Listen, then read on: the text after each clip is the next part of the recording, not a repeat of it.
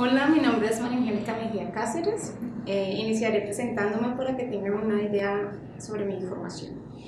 Mi pregrado fue en licenciatura en Ciencias Naturales y Educación Ambiental de la Universidad del Valle.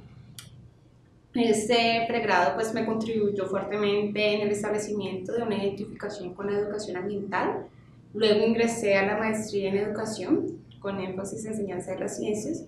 Sin embargo, pues mi tesis de maestría fue en relación a la educación ambiental y tuve una distinción de meritoria.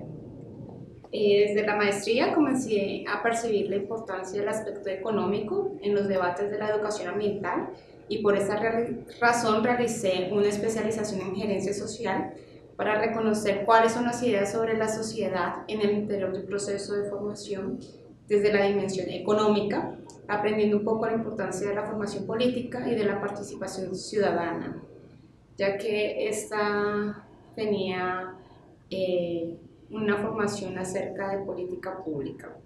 Paralelamente se inició la construcción de un proyecto de investigación entre Colombia y Brasil, y en el caso colombiano el proyecto tenía relación con mi tesis de maestría y fue acerca de la relación entre el conocimiento científico y la educación ambiental en los procesos de formación de profesores.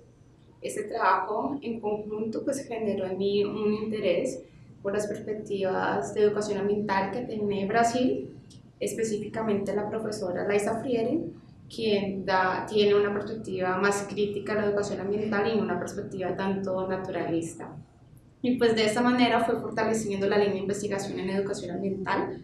Una vez ingresé al doctorado, durante los 2 primeros años pues tuve la oportunidad de participar en diferentes cursos. Un ejemplo es el Global Online Course Environmental Education, Transdisciplinary Approach to Addressing Wicked Problems en la Cornell University, y por otro lado ese curso pues permitió conocer personas de diferentes partes del mundo y me permitió concursar para participar del Summer School Doctoral Studies in Environmental and Sustainable Education, Contextualizing the Process in the Cambridge University. Y pues ahora estoy haciendo una pasantía en la Universidad de Saskatchewan bajo la dirección de la profesora Marcia Mackenzie, que trabaja análisis de la política educativa y educación ambiental.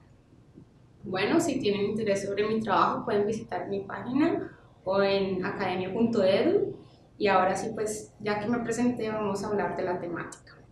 Definiré qué es educación ambiental, porque se espera que en las instituciones educativas ustedes tengan un proyecto de educación ambiental, pero pues ¿qué estamos entendiendo por educación ambiental? La educación como escenario o como proceso debe permitir dinamizar relaciones y reconocimientos de nosotros los humanos, es decir, debemos concebirla como un espacio que permite representarnos e interrelacionarnos a través de 3 esferas, como lo plantea Lucy Sauvé. La primera es la relación consigo mismo, la segunda la relación con el otro y la tercera la relación con el oikos, lo que permite el reconocimiento del ser, la sociedad, así como la aceptación de los diferentes tipos de conocimiento. De la definición anterior resalto algunos puntos. Primero, la relación consigo mismo. ¿Qué quiere decir esto?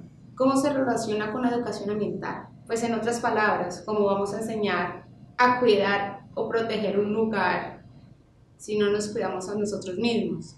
O como dicen los papás, hay que comenzar solucionando los problemas de la casa. Y es aquí donde se puede trabajar el autoconocimiento, los valores, la identidad, reconocer el colegio, el barrio como nuestro.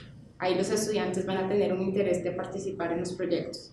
Segundo, la relación con el otro. Y es aquí donde entran las interrelaciones personales. Entonces, cómo dialogamos con el otro que es diferente a mí, cómo reconozco y construyo desde sus diferencias. Pero también aquí entra una formación política. Política, pues sí, a nivel internacional hay una perspectiva crítica de la educación ambiental. Eso significa que se deben analizar, se deben desvelar relaciones de poder, y que es una oportunidad para formar críticamente a nuestros estudiantes, políticamente a nuestros estudiantes en la toma de decisiones, en análisis y participación de la política pública. ¿Han llegado a escuchar algo sobre justicia socioambiental?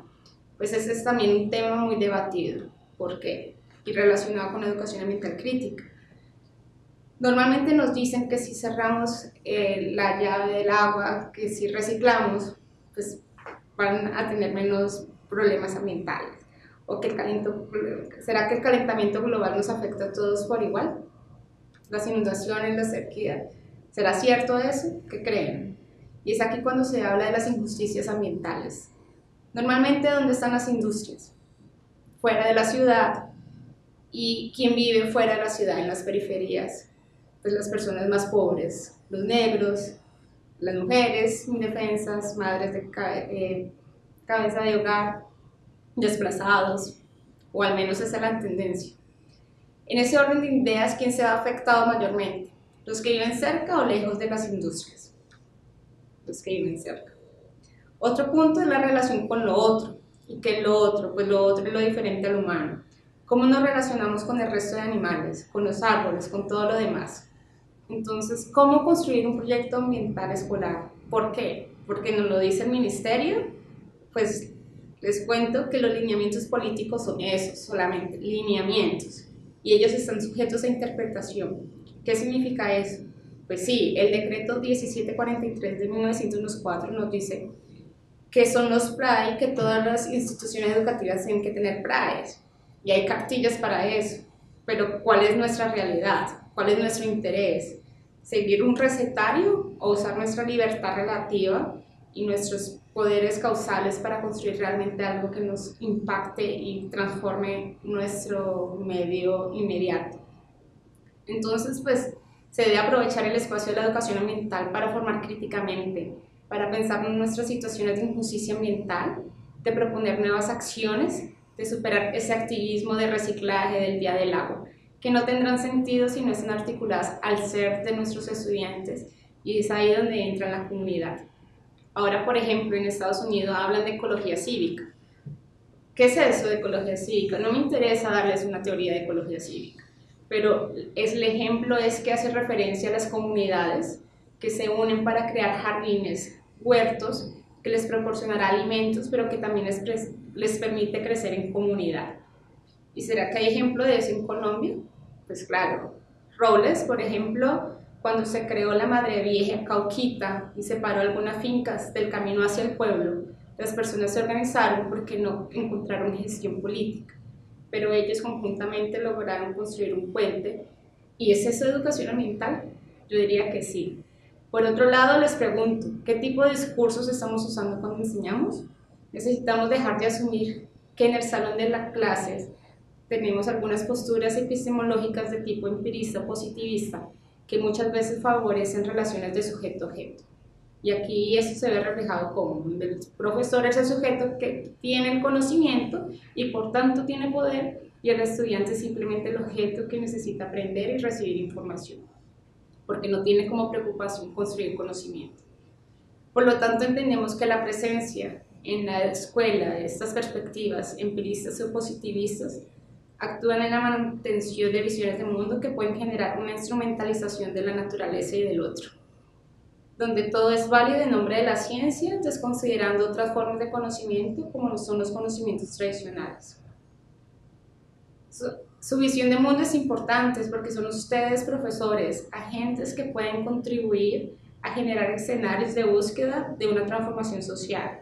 Sin embargo, es importante reconocer que nuestro contexto educativo está influenciado por relaciones de poder a nivel micro, profesores, estudiantes, directores, y macro, los políticos, entre otros actores. Por consiguiente, el profesor deberá comprender este tipo de relaciones para intentar transformarlas. Si asumimos la educación ambiental construida como un multiescenario que permite construir relaciones emancipadoras con la intención de superar conocimientos hegemónicos como el economicista y el racionalista, podemos decir que esos conocimientos hegemónicos influyen en nuestra forma de comunicación y nuestras ideologías, cuando reconocemos que el lenguaje emerge de las prácticas sociales y culturales. Estas son condicionadas por las prácticas discursivas y formaciones ideológicas de grupos sociales que están en el campo del poder y del conocimiento, generando entonces nuevas experiencias que construyen para la apropiación de una ideología. ¿Qué significa esto? Que en todo proceso educativo estamos influyendo en los modos de pensar, hablar y actuar. Estamos construyendo ideologías, aunque no nos damos cuenta. En ese sentido es importante una educación ambiental para una acción política. Según mi investigación en el doctorado hay 3 tendencias de actuación política. Por ejemplo, una emancipadora, la cual implica criticar y politizar las cuestiones socioambientales, superando la naturalización y la mercantilización de la cultura, el desvelamiento de las relaciones de poder que están ocultas. El segundo es de participación. Entonces, considerando un estado de democracia donde los estudiantes que van a ser ciudadanos aprendan a participar en la toma de decisiones. Y el tercero son las políticas internacionales. Entonces, ¿qué está respondiendo nuestra educación? ¿A cuáles lineamientos políticos internacionales y cómo eso está influyendo o no?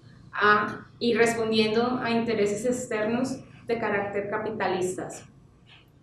¿Y por qué es importante eso? Pues porque buscamos formar ciudadanos participativos, empoderados, capaces de tomar decisiones y que busquen una igualdad y justicia socioambiental. Sin embargo, pues debemos reconocer que estamos inmersos en un contexto capitalista. Sin embargo, según Harvey, el capitalismo también tiene unas contradicciones. Y dentro de las contradicciones peligrosas se encuentra la relación del capital con la naturaleza. Entonces, en los ecosistemas, los elementos naturales se vuelven bienes y servicios. Comienzan a ser agentes activos en la acumulación del capital. Y el flujo del dinero es entonces una variable ecológica y nuestros ecosistemas tienen un flujo de valor. Entonces hay una dominación de la naturaleza y hay unas modificaciones ambientales que van a afectar a la sociedad. Los invito a ver el Atlas de Conflictos Ambientales, donde se especifica en qué países cuáles son los conflictos que se tienen. Por otro lado, se habla de la rebelión de la naturaleza humana, la alienación universal. Y un ejemplo de eso que inclusive Harvey hace es los Juegos del Hambre. Entonces, esta diferencia de clases sociales, donde se valoriza ciertas características para poder ser reconocidos socialmente, comienza a ser también un problema ambiental. Y los Producto Interno Bruto de un país es el consumo, el gasto, la inversión, pero el consumo, ¿quién los hace? Los ciudadanos. Entonces, como ciudadanos tenemos un gran impacto a nivel del mercado. ¿Y será que existe una distribución igual de beneficios y prejuicios socioambientales? ¿Será que dependerá del actor social? ¿Dependerá de las relaciones de poder, de opresión social, de exploración económica? Entonces, en este sentido, hay unos elementos críticos, como la dinámica de la producción y distribución de las riquezas, mediada por relaciones mercantilistas sujetas al poder, los escenarios de conflicto socioambiental generados de acuerdo al acceso, apropiación, uso y abuso de los servicios ecosistémicos. Por ejemplo, ciertos lugares no se les permite a las poblaciones construir casas, sin embargo, tiempo después o en el mismo tiempo que están desalojando ciertas familias, están construyendo casas de lujo en el mismo escenario cuando se está argumentando que es por características ambientales. Las injusticias ambientales vividas en los grupos más vulnerables. Y finalizo con una pregunta. ¿Cómo la educación ambiental podría aportar cambios a este proceso? ¿Cómo los proyectos ambientales podrían tener una perspectiva más crítica y realmente generar una formación política en nuestros estudiantes? Gracias.